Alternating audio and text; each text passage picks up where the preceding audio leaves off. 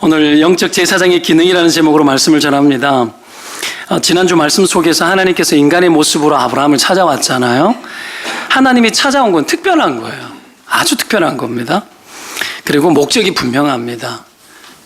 오셔서 하나님의 뜻을 뭔가 실현하기 위해서 오신 거예요. 이번에 아브라함을 찾아온 이유는 그전에는 아브라함을 깨우기 위해서 찾아오셨죠.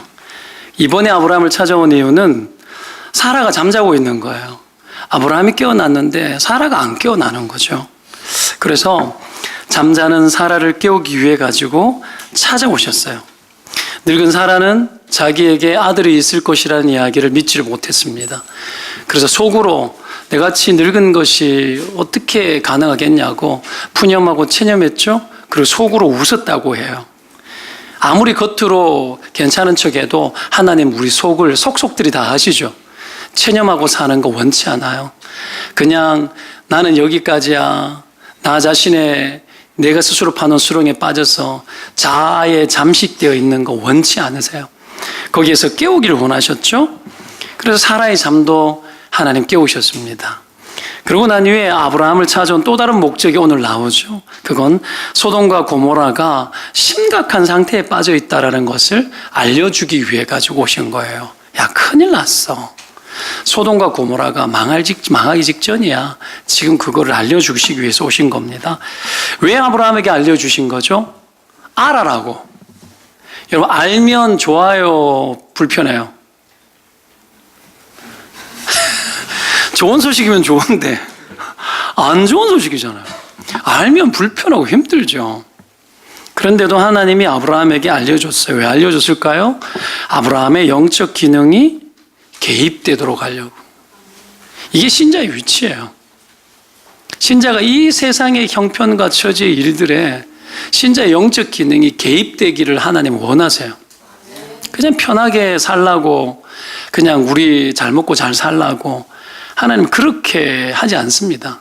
하나님 개입하지 않고 잘 먹고 잘 사는 상태가 소돔과 고모라 상태예요. 하나님 그러기를 원치 않는 거죠. 하나님이 여러분 아브라함에게 소돔과 고모라 이야기를 던져줬죠. 근데 뭐 기도해라? 야, 부탁한다. 뭐 좀 잘해봐라? 그런 말 한 절 없어요. 근데 아브라함이 그냥 기도해요. 이건 아브라함이 자기 위치와 자기 기능을 잘 인식하고 있었다는 얘기입니다. 시키지 않아도 자기 인식을 잘 하면 감당할 수 있겠죠. 그렇죠? 여하튼 그 기능을 아브라함은 시키지 않았는데도 기도하기 시작했습니다. 아브라함이 이럴 수 있었던 근거를 굳이 찾아보면 뭐냐면 아브라함이 하갈을 통해 이스마엘을 얻고 난 이후에 십몇 년의 시간 동안의 믿음의 이 숙면기, 깊이 잠자는 시간에 하나님 깨우셨잖아요. 믿음이 깨어나면서 자기 정체성과 믿음이 깨어나면서 영적인 자기 위치와 자기 기능이 함께 깨어나는 거예요. 여러분, 믿음이라는 것은 그냥 관념적이지 않습니다. 믿음은 상당히 기능적인 역할을 해요. 그래서 믿음이 깨어날 때 우리의 기능도 같이 깨어납니다. 좋은 교회가 어떤 교회죠? 좋은 사람이 모인 교회죠. 그렇죠? 사람이 좋아야 돼요. 좋은 사람이 뭐죠? 믿음이 있는 사람이에요. 예수 그리스도의 주되심을 인정하고 사람이 왕노릇하지 않고 이 교회가 좋은 교회가 되려면 어떻게 해야 되죠? 박동성 목사가 왕노릇하는 교회가 되면 망하죠? 안 되죠. 그런 교회 꿈꾸면 안 되죠. 막 수천 명 모여가지고 막 대단히 위세를 떨치는 그런 교회가 좋은 교회인가요? 물론 교회가 좋으면 사람들이 오겠죠. 그러나 그런 것이 꿈이 되면 안 돼요. 우리의 진짜 소원이 뭡니까? 내가 믿음의 사람 되는 거예요. 평생 여러분 목사든 여러분이든 장로님이든 누구든 평생 살면서 우리 가운데 한결같은 소원이 있다면 내 생애 전체를 걸쳐서 하나님 앞에 크리스찬으로 사는 거예요. 이것보다도 더 중요한 가치가 없습니다. 그렇죠? 그래서 누구 말이 잘 통하는 그런 교회가 아니고 하나님의 말씀이 잘 통하는 그런 교회 돼야 돼요. 그게 좋은 교회지. 그게 믿음을 통해서 다 들어오는 거잖아요. 이 아브라함이 믿음이 깨어났을 때에 그 깨어난 믿음으로 인해 가지고 그의 영적 기능이 작동하기 시작했어요. 우리가 하나님을 인정하고 믿기 시작하면 우리 안에 영적 기능이 작동합니다. 하나님 멀리하면 작동 안 돼요. 우리가 할 수 있는 다른 기능이 엄청 작동할 뿐이에요. 영적 기능은 죽죠. 그러나 하나님을 가까이 하고 우리가 주님을 믿기 시작하면 영적 기능 작동합니다. 그래서 예수님께서 할 수 있단 말이 무슨 말이냐. 물론 이 케이스가 다른 케이스에서 쓰신 말씀이지만 할 수 있단 말이 무슨 말이냐. 믿는 자에게 능치 못한 일이 없느니라 이렇게 말씀하셔요. 믿음과 일을 연결시켜요. 기능을 연결시킨다고요. 믿음의 기능을 연결시킵니다. 그게 신자가 가지고 있는 믿음이에요. 자, 여하튼 믿음의 휴면기 때 영적 기능이 잘 되지 않고 잠자고 있던 아브라함이 믿음이 깨어나면서 영적 기능이 작동되기 시작을 하고 깨자마자 그 일들을 실행합니다. 그래서 자기가 기도하기 시작한 거예요. 하나님이 그 기능하도록 소돔과 고모라의 현실을 그냥 툭 던져 알려주기만 했어요. 이거 아브라함 몰랐을까요? 옆 동네인데? 그 성 안에서 무슨 일이 일어나는지 아브라함이 몰랐단 말입니까? 아브라함 다 알았을 거예요. 그러는데 하나님이 굳이 나타나가지고 그 이야기를 하는 이유는 아브라함의 휴면기도 깨어났고 믿음의 휴면기도 깨어났고 이제 아브라함이 영적 기능을 해야 될 타이밍을 하나님이 주신 거고 기회를 던져주신 거예요. 하나님이 우리 인생 가운데 찾아오실 때가 있어요. 환영해야 돼요. 그리고 그때는 그냥 내 믿음만 좋아라가 아니라 우리의 영적 기능이 작동하도록 하나님께서 하시는 원대한 꿈들이 있습니다. 여러분 믿으면 아멘입니다. 우리의 믿음은 살아있는 하나님을 향한 믿음이고 우리의 믿음은 이 세상을 향한 하나님의 꿈과 계획들을 실현하는 믿음이에요. 그래서 여러분 우리가 영적인 기능들을 작동해야지 되고 교회가 그 영적 기능이 작동해야 되는 거예요. 교회가 여러분 그 기능을 하지 않으면 이 세상은 소망이 없습니다. 여전히 이 세상의 소망은 여러분 교회입니다. 교회가 아무리 지탄을 받고 아무리 문제가 많아도 교회가 아니고서는 하나님께서 이 세상을 해결할 방법이 없다라고 애초부터 너희가 빛이라고 말씀하셨습니다. 아브라함이 그 영적 기능을 여러분 회복하는 과정 속에 있는 걸 오늘 보게 되는 겁니다. 이런 은혜가 있기를 축원드립니다. 하나님께서 이런 신자의 영적 기능을 활용하시기 위해서 반드시 하는 일이 있습니다. 영적 기능을 활용하시기 위해서. 그게 뭐냐면 오늘 두 가지로 정리를 했는데요. 첫 번째가 뭐냐면 자신의 속에 있는 마음들을 사람에게 다 털어놓는 거예요. 하나님의 속마음. 아브라함에게 하나님이 자신의 속을 털어놓는데 16절을 보면 그 사람들이 일어나서 소돔으로 이제 떠났죠. 아브라함이 전송하러 함께 나갔습니다. 그리고 이별을 하죠. 아마 동구방까지 나왔던 것 같아요. 그렇죠? 나와서 이별을 했어요. 그런데 17절을 보면 갑자기 사람들이 멈추죠. 뒤돌아서는 거예요. 그런 표현은 안 나왔지만 뒤돌아선 거예요. 하는 말이 뭡니까? 내가 하려는 것을 아브라함에게 숨기겠느냐라고 이야기를 하죠. 그리고는 속 이야기를 아브라함에게 이제 다 합니다. 털어놓는 거예요. 여러분, 내 속에 있는 이야기를 다 끄집어내고 이야기할 수 있는 사람은 그리 많지 않아요. 사람도 별로 많지 않습니다. 혹 그럴 수 있는 친구가 둘만 있어도 그 사람 행복한 사람이에요. 여러분 속에 있는 이야기 다 끄집어내가지고 정말 속에 있는 이야기, 은밀한 이야기까지 다 끄집어내가지고 이야기할 수 있는 대상이 여럿 있습니까? 잘 없는 겁니다. 없는 거죠. 그게 여러분 아내이고 남편이기를 원합니다. 그것이 여러분 공동체 셀 리더이기를 원해요. 여러분 이게 교회가 되어져야 되는 거죠. 우리가 막 아내에게 역정도, 지난주도 제가 아내에게 역정을 좀 냈어요. 보기 멀쩡해 보여도 저도 성격이 여러분 막 좀 그런 구석이 좀 있어요. 근데 가만 생각해 보세요. 아내가 남편에게, 남편이 아내에게 역정을 내고 막 짜증을 낼 수 있는 이유가 뭐예요? 왜 그렇게 할 수 있죠? 뭐 때문에 그런 것 같아요? 편해서. 딱해서 이야기하면 더 이상 감출 게 없어 서로. 그러니까 감출 게 없는데 뭐 이게 나다 하고 하는 거예요. 뭐 교회에 이렇게 공간을 어떻게 좀 할까 뭐 이런 연구를 그제 막 사역자들하고 이야기했는데 아내가 이제 같이 동참시킨 게 아니고 스스로 동참을 했어요. 하다가 뭐 하는데 나는 이야기하고 있는데 계속 저쪽 이야기하는 거야. 내가 그래서 좀 가만히 있어라 내가. 아주 거칠은 말을 했는데도 잘 용납해 주더라고요. 그 정도 말이면 굉장히 센 말이거든요. 평소 같으면 삐졌을 말이에요. 근데 들어주더라고요. 여하튼 그럴 수 있는 이유가 뭐예요? 나를 아니까. 나 아니까. 그러니까 나도 이제 뭐 그럴 수 있는 거죠. 그렇죠? 여하튼 내 속에 있는 이야기를 이야기할 수 있는 건 좋은 겁니다. 우리 교회 좋은 교회예요. 저는 그렇게 믿어요. 좋은 이유는 여러분 이 셀이 있기 때문에 참 좋은 것 같아요. 셀 안에서 나눔이 있고 교제가 있잖아요. 이 셀 안에 있는 관계를 통해서 모든 좋은 게 흘러가거든요. 관계가 없으면 안 흘러가요. 나의 기쁜 것도 흘러가고요. 나의 아픈 것도 흘러가요. 그러니까 힘든 거예요. 그래서 사람들이 이런 셀이 가지고 있는 라이프 스타일, 개방적인 라이프 스타일이거든요.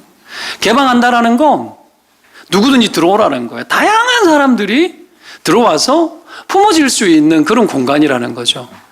근데 이게 굉장히 좋고 뭐 개방성이 있어서 익숙하고 그렇긴 하지만 사람들이 이걸 제일 두려워해요, 사실은. 자기 속에 있는 것들이 노출되는 것을 부끄러워하죠. 수치스러워하죠. 죄를 짓고 난 후 인간이 했던 첫 번째 행동이 뭐예요? 가리는 거였잖아요. 그렇죠? 가리고 싶은 거예요. 노출되기 싫은 거예요. 그래서 경계가 적당히 있고 그냥 이렇게 나를 감출 수 있고 그냥 품위 있게 이렇게 왔다가 고상하게 안녕하세요 인사하고 그렇죠? 그리고 깔끔하게 신앙생활하고 뭐 내 속에 있는 이야기 너저분하게 이야기할 필요도 없고 들을 필요도 없고 뭐 이렇게 도울 때 교회 목사님이 뭐 좀 도와야 될 것 같습니다 하면 헌금 좀 하고 직접 뭐 이렇게 안 해도 되고 얼마나 신사적이고 분위기 좋아요. 그런 교회는 아닙니다. 우리 교회는 참 그러니 이 교회는 불편한 교회입니다. 여러분 계속 모이고 말하고 알면 힘들어요. 그런 불편한 교회 왜 오셨어요?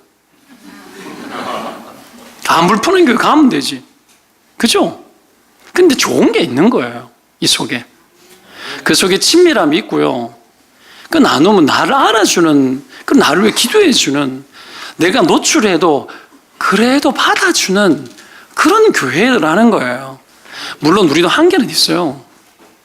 쉽지는 않습니다만은 여하튼 자기 노출을 부끄러워하지 않도록 만드는 그런 기능들이 있기 때문에 우리가 이런 셀 교회를 하는 겁니다. 자, 이런 것이 가능하도록 만드는 게 있습니다. 이런 자기 고백이 가능하도록 만드는 거. 그게 뭐예요? 친밀함이죠. 친밀함이 이걸 가능하게 합니다. 친밀하면 속에 있는 비밀도 나누죠. 오늘 하나님이 아브라함에게 자기 속에 있는 속을 털어놓는 이유도 마찬가지예요. 하나님이 왜 털어놔요? 아브라함하고 뭐였기 때문에? 친밀했기 때문에 그래요. 원래 속 이야기를 고백하는 것은 인간이나 하나님께 하는 거지 하나님이 인간에게 자기 속의 이야기를 해요? 이게 여러분 한번 생각해 보세요. 있을 법한 이야기인가? 근데 친밀하면 말해 주십니다. 친밀하면 하십니다. 하나님하고 나 사이가 친밀하면 큐티하다가 하나님이 내게 말씀하는 거로 들려요, 여러분. 그래서 순종하는 겁니다. 말씀 듣다가 여러분 내게 하시는 말씀처럼 너무 느껴지는 거예요. 그래가지고 불편한 순종도 하고 하는 거예요. 교사 모집하고 계속 하잖아요. 하나님이 계속 두드리는데 마음문을 닫고 내게 확신을 주십시오. 이미 그게 확신이야. 그런 것들 느껴야 되는데 왜 못 느끼는지 몰라요. 내가 목사 아니었으면 저는 교사 열심히 했을 것 같아요. 여러분 이걸 좀 느껴야 돼요. 하나님의 말씀으로 느껴야죠. 그래 교회가 돌아가지. 하나님 말씀 안 들리는데 무슨 수로 교회가 돌아갑니까? 그죠? 그런 목사의 말은 하나님 말씀이라고 옛날 어르신들이 그래 믿었거든요. 지금 시대는 조금 안 그렇잖아요. 그래도 좀 그렇게 좀 믿고 오죽하면 전하겠나. 내 속에 있는 이야기를 친밀하니까 들어놓는 거예요. 이거 들으시길 바라요. 여러분 심지어 이사야서 41장에 보면 이스라엘을 부를 때 어떻게 부르는 줄 알아요? 하나님 이렇게 말씀하세요. 나의 종 너 이스라엘아, 종 내가 택한 야곱아, 나의 벗 아브라함의 자손아, 이렇게 불러요. 아브라함이 들어갈 때는 벗이란 말을 써요. 벗. 영어 성경에 프렌드라고 나와요. 아브라함의 자손을 부를 때는 굳이 그걸 씁니다. 모세도 출애굽기 33장에 보면 사람이 자기의 친구와 이야기함 같이 여호와께서 모세와 대면하여 말씀하시며 친구처럼 대화했대요. 그렇게 나와요, 여러분. 그거 부러워가지고 요수아가 안 떠나고 자기도 친구 한번 해보겠다고 머물러서 하나님께 기도하는 거예요. 친밀한.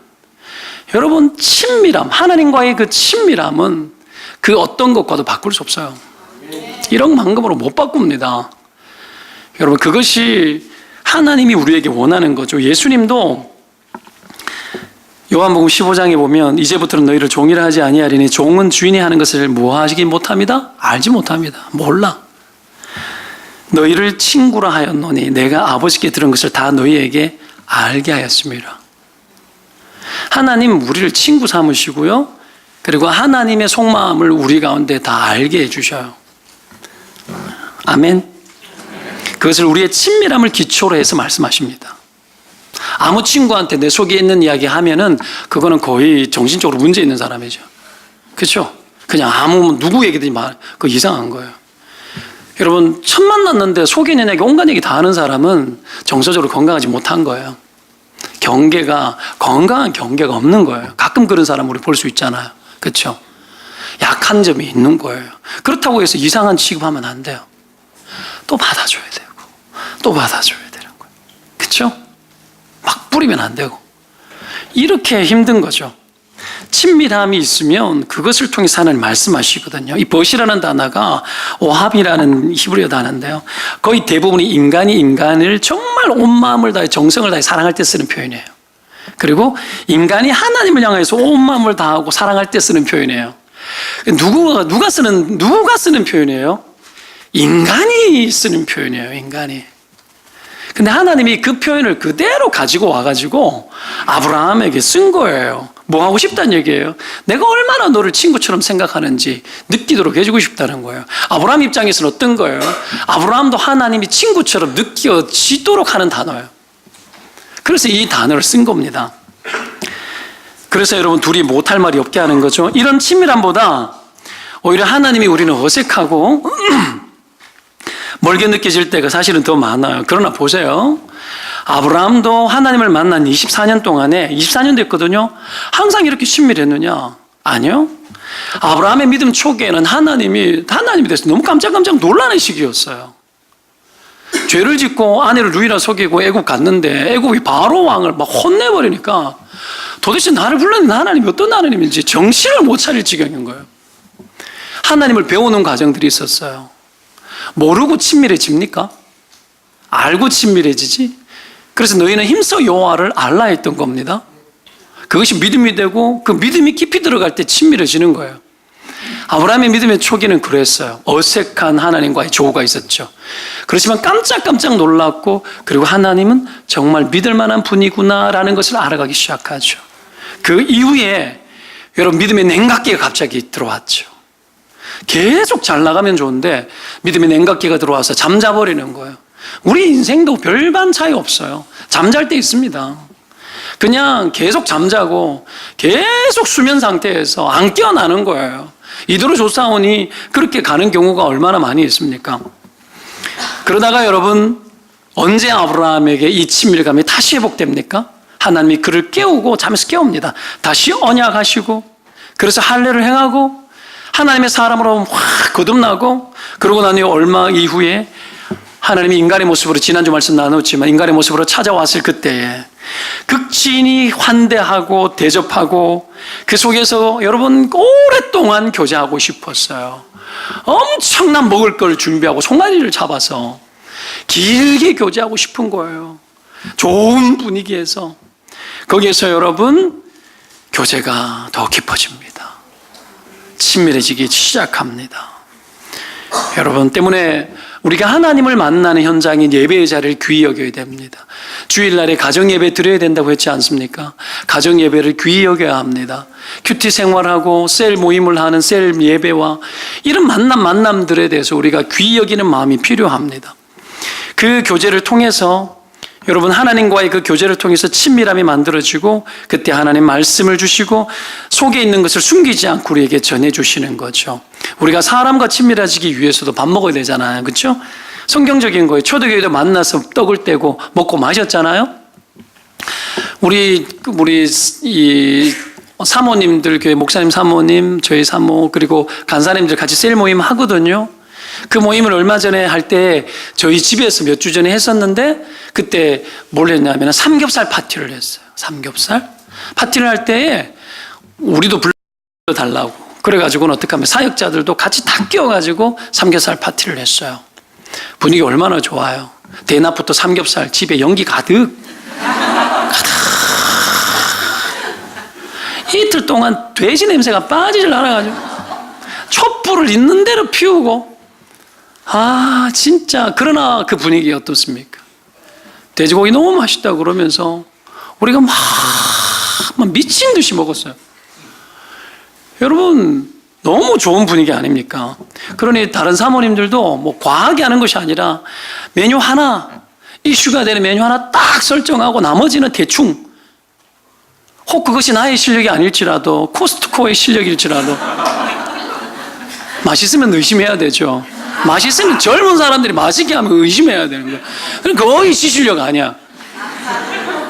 거의 지 실력 아니에요. 여러분, 모 권사님 초대하셔가지고 밥 먹으러 간 적이 있습니다. 누군지 말하지 않아요. 질투할 것 같아 말은 안 할 것 같고 갔는데 완전 재료의 맛이 느껴져요. 와, 감동. 재료의 맛. 젊은 사람들은 양념 맛. 재료의 맛. 전라도 분이신데 와, 재료의 맛이 느껴져야 진짜 음식이거든요. 그런 수준 여러분 잘 못 뺍니다. 그러니까 애초부터 포기하고 샀어라도 먹이면 돼요. 여하튼 이거 뭐 하는 거예요? 내 집에 오는 손님에게 잘해주고 싶은 거예요. 이 마음이 축복하는 마음이죠. 여러분, 그렇게 하면 친밀해지는 겁니다. 여러분 보십시오. 우리가 친밀하고 사랑하기 때문에 환대하는 것도 있지만 사람 처음 만났는데 처음부터 여러분 막 사랑할 수 있나요? 안 되죠? 어떻게 되는 거예요? 처음 만났는데 환대하는 것을 통해서 친밀해지는 거예요. 그래서 환대의 영성은 오래된 친구가 아니라 우리가 처음 만나는 사람들에게도 해야 될 일들입니다. 그렇게 했을 때 친밀해지고 그렇게 했을 때 내 속에 있는 것이 열리는 거예요. 그 여러분 환대 속에서 교제가 깊어지고 서로 사랑도 나오고 고백도 나오고 아픔도 나오고 죄 고백도 나오는 거예요. 여러분, 그런 약점들과 부족한 점들이 나올 때 그걸 듣고 가만히 있습니까? 아니죠. 그걸 알 때에 사건이 일어납니다. 보듬어주고 위로하는 거예요. 외로운 사람 불러가지고 영화를 보여주는 겁니다. 영화를 보여주는 거예요. 1000만 돌파했는지 모르겠는데 극한 직업 보셨습니까? 여러분, 수원 양갈비 통닭인가 막 왕갈비 뭐예요? 치킨인가 뭐 희한한 거 나왔잖아요. 그거 막 뒤지어보고 막 하지 않으셨어요? 그 메뉴가 나왔어요. 여러분, 막 그런 거 보면서 사건이 만들어지는 거예요. 외롭고 힘들 때 그렇게 해주고 밥을 먹이고 근사한 집에 가가지고 커피를 사고 거룩한 사치를 하는 거예요. 해서 그 사람의 마음을 기쁘게 해주고 필요한 것들 도와주고 막 하는 거죠. 섬기고. 어제 오전 저녁 신방을 이렇게 했었는데 참 재미난 어떤 스토리들이 있었습니다. 여러분, 서로의 사정을 아니까 가만히 있지 않아요. 우리 김모 인영 집사라고 있어요. 신방을 갔었는데 셀 리더니까 신방에 동참을 해요. 갔는데 입구에 보니까, 현관 입구에 보니까 이렇게 이 캐리어에 책이 이만큼 쌓여 있더라고요. 그 집 태율이가 책 다 봤으니까 이제 그 집에 갈 때 이따만큼 책을 사들고 간 거예요. 집에 있는 것들을. 왜? 깨끗해. 그걸 주고 배려한 거 아니에요. 이거 보게 하라고. 아니까 하는 거 아니에요. 그게 섬김이지 않습니까? 스토리가 만들어지잖아요. 더 놀라운 거, 또 신방을 갔어요. 또 신방을 갔는데 우리 윤모 다혜 집사라고 있어요. 셀리던데 그쪽 셀리 신방을 갔어요. 갔는데 책을 하나, 그림책을 요만한 걸 주는데 손에 딱 잡히는 걸 하나 보여주는데 모세에 적혔는데 이 많이 봤는 책이야. 이게 많이 봤는데 싶었는데 첫 장을 딱 여는데 거기에 뭐 있냐면은 박찬영 적혀 있는 거예요. 우리 첫째 아들 이름이에요. 나이가 21살이야. 그 책을 우리가 보고 거기 이 주일학교 선생님이 준 거기 편지와 함께 그걸 언제 본 거예요? 20년 전에 본 거예요. 그걸 어떡합니까? 이게 윤다희 집사에게로 간 거지. 가족이니까. 챙겼는데 그걸 다 보고 아이들이 다 볼 시기에 지났으니까 그걸 자기 셀 멤버에게 그 있는 것들을 챙겨가지고 갖다 줬는데 거기서 여러분 첫 장을 여는데 박찬영하고 축복의 메시지가 적혀 있는 거예요. 그거 보는데 눈물이 핑 돌 뻔했어요. 사진 찰칵. 스토리가 만들어요. 그런 거예요. 모르면, 관계가 없으면 조금 상했거든요, 책이. 손때가 묻었거든. 돈 주면 새가 사는데 그걸 뭘로 이야기해요? 그걸 뭘로 이야기합니까? 어떻게 이야기하죠, 그걸? 돈으로 말할 수 있어요? 말할 수 없어요. 그 편지를 보면서 뭘 느낄까요? 그 축복이 있는데 그 축복이 지금도 아들에게 간다는 생각이 막 드는 거예요. 여러분, 많은 사람의 손을 거친 책이 좋은 책입니다. 아십니까? 제가 서지학이라 그래서 고서들을 제가 이렇게 공부한 적이 있는데 여러분 비싼 책들, 좋은 책은 있잖아요. 유명한 사람을 거쳐가서 사인이 남아야 돼요. 명화나 이런 것들도. 그 사인 하나 들어가면 여러분 그 사람에 의해 가지고 가격이 배로 뛰어버려요. 그런 거예요. 그런 책은 아닙니다만은 스토리가 누적된 그런 책인 거죠. 멋지지 않습니까? 이런 일들이 왜 일어나는 걸까요? 친밀함이 있기 때문에 일어난 사건이에요. 우리가 친밀함이 있으면 그래서 하나님이 축복을 많이 해주십니다. 하나님이 가만 계시지 않는 거죠. 여러분, 우리가 이 사도행전에 보면 10장에 보면 고넬료라는 이방인 백부장이 나오잖아요. 이달리아 군대의 백부장, 군인이었어요. 근데 그가 경건했대요. 경건하면서 하나님을 경외했고, 그래서 그 하나님을 경외하는 그 경건은 두 가지로 나오는데 하나는 하나님께 기도하는 것과 하나는 백성을 구제하는 것에 힘썼던 사람으로 나와요. 친밀한 사람, 하나님과도 친밀했고 사람과도 친밀한 사람이에요. 그런 그가 그에게 천사가 나타나고 하나님 메시지를 주죠. 베드로 청해라. 베드로가 여러분 기도 중에 베드로가 옵니다. 이방인들이 구원받을 거라고 아무도 여기지 않는 유대적 분위기 속에서 하나님 고넬료를 통해 가지고 복음이 온 세상 이방인들도 다 구원받는 그 놀란 역사를 고넬료를 통하여서 하나님 시작해버려요. 왜 그랬을까요? 친밀해서 그래요. 하나님 친밀하기 때문에 글을 쓰는 거예요. 여러분, 하나님과 친밀한 사람은 하나님의 전략이 됩니다. 하나님의 아이디어가 되어줍니다. 여러분이 하나님의 전략이 되시기를 축원드립니다. 주님 앞에 귀하게 쓰일 만한 친밀함을 여러분 형성하는 삶을 살아가시기를 축원드립니다. 사람 가까이 하지 않는 사람 귀하게 쓰임받지 못합니다. 내가 가지고 있는 것이 1억만금이 있어도 여러분 친밀함이 없으면 영적 기능 죽습니다. 친밀함이 없으면 기능이 막혀요. 그래서 하나님이 친밀함을 통하여서 영적 기능이 살도록 끊임없이 우리에게 찾아오시고 자기 속의 이야기를 여러분 터주시는 거예요. 자기 속마음을 말씀하시는 겁니다. 그래서 여러분 고넬료에게 말하는 거예요. 하나님 뜻을 말씀하시는 거예요. 오늘 18절에서 21절의 내용을 보면 이건 사실 아브라함에게 원래 했던 축복을 다시 여러분 반복해서 하고 좀 더 강화된 이야기를 할 뿐이에요. 아브라함 강대한 나라가 되고 천하 만민이 아브라함 통해서 복 받는다.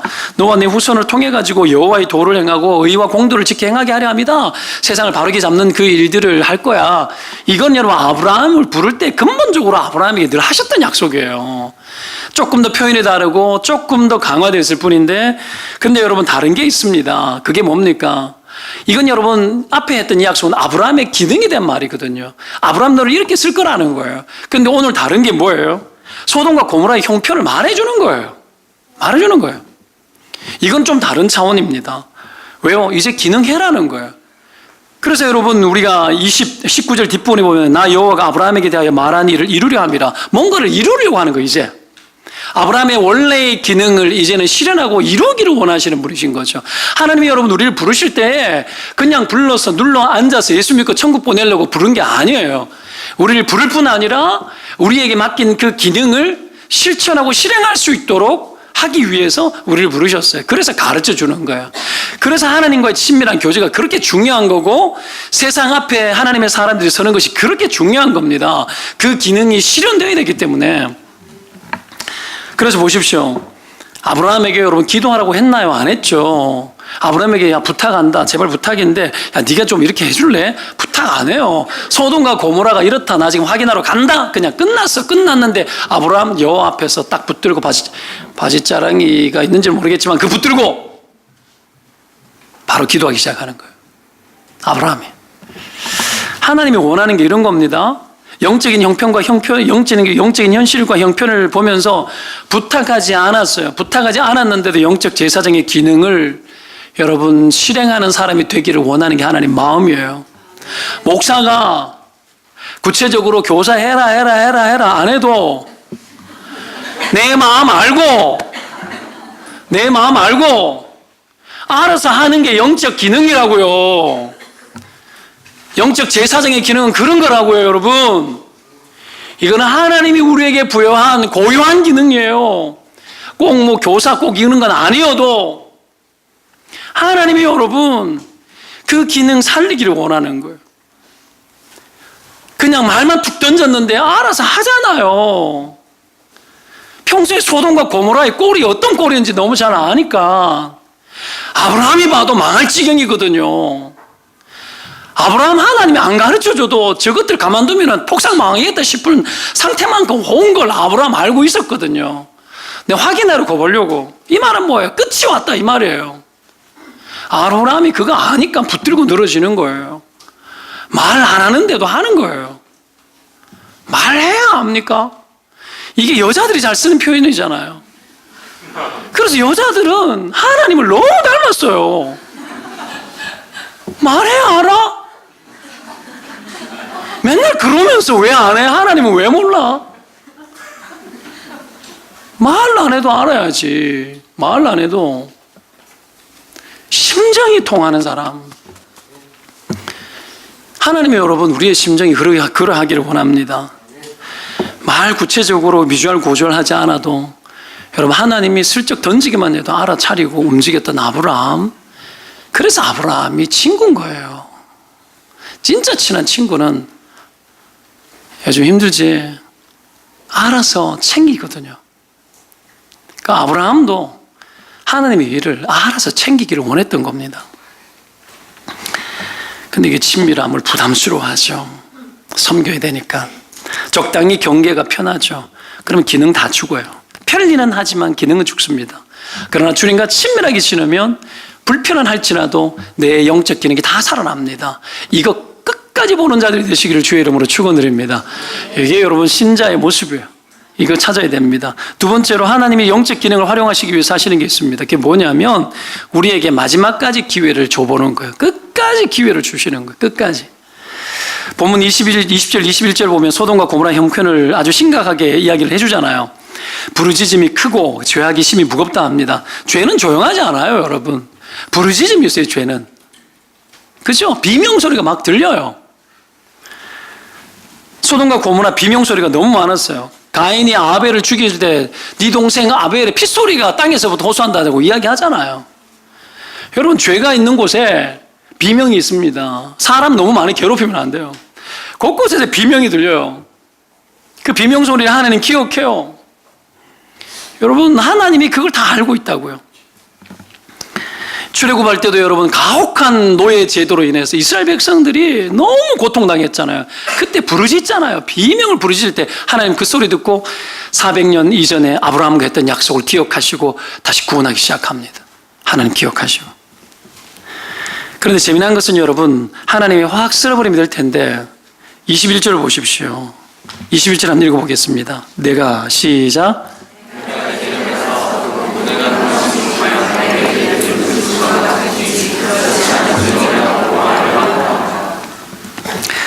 자, 하나님은 심판을 하거나 벌을 내릴 때 경솔한 분 아니세요. 그냥 속이 상해서 앞뒤 없이 벌하지 않습니다. 확인하시고 하나하나 사실 여부를 살피겠다라고 가보겠대요. 몰라서 갑니까? 당연히 알죠. 아는 대로 가보겠다고 이야기하는 거예요. 이거 뭐죠? 진노 중에도 긍휼히 여기고 하나님이 다시 살펴보시는 거예요. 심판을 더디 베푸는 분이라는 걸 보여주는 거죠. 몰라서 하는 것이 아니에요. 마지막까지 기회를 주고 싶은 거죠. 아브라함에게도 틈을 주는 거예요. 이 기회를 여러분 누구에게 넘기는 거예요? 말했다는 얘기는 아브라함에게 이 위기 상황에 대한 기회를 아브라함에게 넘긴 거예요. 그래서 숨기지 않고 끝까지 아브라함에게 기회를 주는 거예요. 그냥 처리해버리면 되는데 하나님 하지 않고 아브라함에게 기회를 줍니다. 결국은 망했잖아요. 그랬는데도 아브라함에게 말해요. 이게 상당히 중요한 의미가 있습니다. 오늘 이 시간에 다 말을 못하고 다음 시간에 또 하겠지만, 여러분 솔로몬이 성전을 완공하고 난 이후에 했던 기도 여러분 기억하십니까? 1000번째를 먼저 드립니다. 그 밤에 주님이 나타나십니다. 여호와께서 솔로몬에게 나타나셔 사실은 말씀이 그거죠. 그에게 이르시되 내가 이미 내 기도를 듣고 이곳을 택하여 내게 제사하는 성전을 삼았으니 혹 내가 하늘을 닫고 비를 내리지 아니하거나 혹 메뚜기들에게 토산을 먹게 하거나 혹 전염병이 내 백성 가운데 유행하게 할 때에 내 이름을 일컫는 내 백성이 그들의 악한 길에서 떠나 스스로 낮추고 기도하여 내 얼굴을 찾고 내 얼굴을 찾으면 내가 하늘에서 듣고 그들의 죄를 사하고 그들의 땅을 고칠지라. 그렇게 이야기하죠. 뭡니까? 하나님 온 세상에 대한 책임을 누구에게 부여한 줄 알아요? 우리에게 맡겼어요. 세상에 여러분 온갖 죄로 인하여서 가뭄이 오고 망할 지경이 되고 전염병이 막 도는데 그때 보는 게 뭐예요? 내 이름으로 일컫는 내 백성 뭐하냐 본다는 얘기예요. 내 백성이 여러분 하나님 앞에 자기 죄를 돌이키고 먼저 자기 죄를 돌이키고 그들의 죄를 나의 죄라 여기면서 회개를 누가 해요? 그들의 죄를 내가 회개하고 돌이키면 하나님 고친대요. 이게 세상을 바꿔내는 방법이에요. 이게 영적 기능이에요. 이게 영적 제사장으로서의 기능을 하나님 우리에게 부여하신 겁니다. 온 세상의 문제를 자기 백성에게 찾겠다라는 거예요. 그래서 아브라함에게 공을 넘겨준 겁니다. 이건 한 번도 바뀐 적이 없습니다. 온 세상의 문제를 하나님의 백성의 문제로 보는 거죠. 아브라함에게 말씀하시고 이제 소돔성을 향해서 갔습니다. 그런데 아마도 이 세 사람 중에 한 분이 여호와 하나님이셨던가, 성부성자 성령 하나님일 수도 있는데 천사라고 표현한 곳이 있기 때문에 여호와 앞에 22절에 보면 여호와 앞에 섰다고 그러잖아요. 그대로 섰다고 하잖아요. 안 가요. 붙들었던 것 같아요. 그 앞에서 소돔과 고모라를 향하여 호소를 하는데 6번에 걸쳐가지고 의인들과 함께 죄인들을 같이 멸망시키고자 하시냐고, 그렇게 하는 것은 불의하지 않냐고 하나님 앞에 호소합니다. 6번 동안. 하나님이 아브라함의 기도를 멈추도록 하지 않았어요. 봐요. 어차피 망하게 하셨잖아요. 근데 그 기도를 왜 멈추지 않게 합니까? 하나님, 그 기능이 여러분 이 세상의 심판과 관계없다라는 거예요. 우리가 하는 기도는 심판되든 안 되든 우리의 역할은 해야 된다라는 거. 먼저는 그겁니다. 세상이 망가지더라도 그건 우리는 알 수 없잖아요. 망하더라도 여러분 우리의 기도는 의미 있고 우리의 기도는 살아야 되고 우리의 기도는 하나님 앞에 호소되어져야 된다는 거. 왜요? 이 세상을 망가뜨리는 것은 하나님의 마음이 아니기 때문에 그래요. 아브라함이 그렇게 호소하고 하는데도 이미 결정하셨지만 그렇게 6번 호소하는 동안에도 기도를 멈추지 않고 그 기도를 받았던 이유는 그거예요. 하나님이 온 세상이 무너지고 멸망해가는 모습에 대해서 하나도 기뻐하지 않아요.